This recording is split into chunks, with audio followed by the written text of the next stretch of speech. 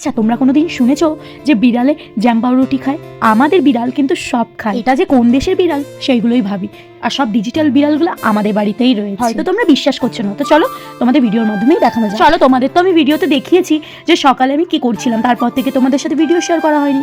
তো ফার্স্টে তো আমি দোকানে গেছিলাম, দোকান থেকে আমি বিস্কুট টিস্কুট এবং আমার বিড়ালের জন্য দুধ টুধ সব কিনে নিয়ে এসেছি। তারপরে এই দেখো আমার বিড়াল কিন্তু এখানে অপেক্ষা করছে, আর আমার মা কিন্তু এখানে গরম জল বসিয়ে দিয়েছে চা বানানো। তোমাদের বলি, সকালে একটা ভিডিও পোস্ট করেছিলাম যে বিড়াল দুটোকে দেখে আমার খুব মায়া লাগছিল, ঠিক আছে? আর আমার বিড়ালকে দেখো এখানে কত শৌখিনভাবে তাদের রাখা হয়, ভালোবেসে রাখা হয়, তাকে কত ভালোবাসা হয়। তাই ভাবছি যে কিছু কিছু মানুষের বিবেক কি, আর আমরা এদের লাইফটা আর ওই বিড়ালের লাইফটা আকাশ পাতাল কিন্তু তফাৎ আছে। এবার তোমরা ভাবতেই পারো যে আমরা এদের ভালোভাবে রাখি না। তার ভিডিও তো তোমরা দেখে বুঝতেই পারছো আমার মা কিন্তু আমার বিড়ালগুলোকে খুব ভালোবাসে এবং খুব যত্নে আদরে রাখে। আর পার্সোনালি আমরা বলতে আমি আমার পুরো ফ্যামিলিটা কিন্তু এই বিড়াল কুকুর সবাইকে ভালোবাসি।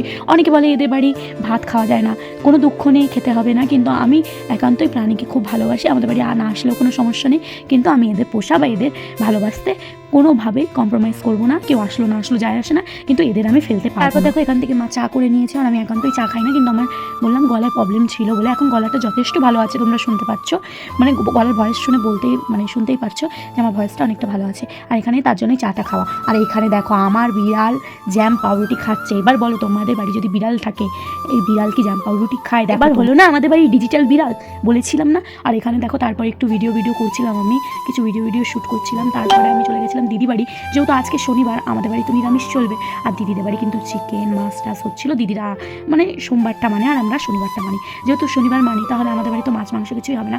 আর দিদি কিন্তু উনুনে ফার্স্ট টাইম, ঠিক আছে, উনুনটা নতুন তৈরি করেছে, তার মধ্যে কিন্তু আজকে মাছের তরকারি মাংস টাংস সবই রান্না করবে। আর সেই রেসিপিটাও আমি তোমাদের সাথে অবশ্যই শেয়ার করবো। আর আজকে কিন্তু সব কিছুই রান্না করবে আমার জেঠি, কারণ দিদির শরীরটাও ভালো না।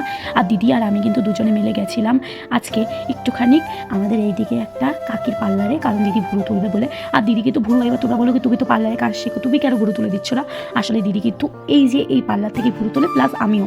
আর ভুরু জিনিসটা খুব শৌখিন জিনিস, আর ভুরু তোলাটাও কিন্তু যার তার হাতে দেওয়া যায় না। আর যেহেতু আমরা এই কাকির হাত থেকেই তুলি, তার জন্যই কিন্তু আমরা এখানে এসেছি। তারপর দিদির চলে আসলো একটা পার্সেল, আর দিদি যেহেতু ভুরু তুলছিল তাহলে আমারই কিন্তু ওটিপিটা নিতে কিন্তু দিদির বাড়ি আসতে হলো। তারপর ওটিপিটা দিয়ে তারপর আবারও আমার দিদির কাছে আমি গেলাম যে দিদি কতটা হয়েছে।